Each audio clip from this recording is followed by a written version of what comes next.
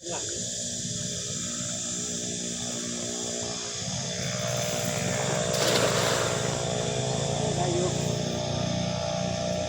้อยู่บ่ไอ้บี้มาเบิ่งรูปป่าได้อยู่บ่นี่ได้อยู่บ่ป่านี่ตัวน้อยมันก็ออกไงตัวใหญ่ก็สิติดแห่อยู่ดิตัวใหญ่อยู่พูนเดี๋ยวตัวบักใหญ่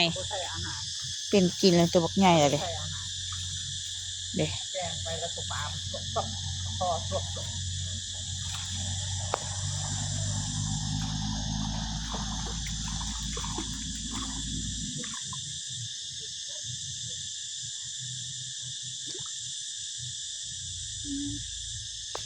ปากติดบักอะไรพอดีแหละเอาไปปิ้งบาทเดียวนี้พอละ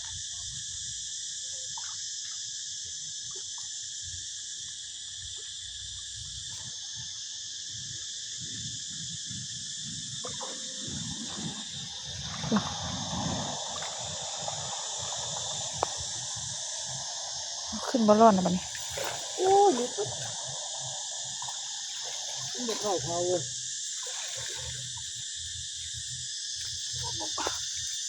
มันทันเข้าเมื่อกี้นี่พี่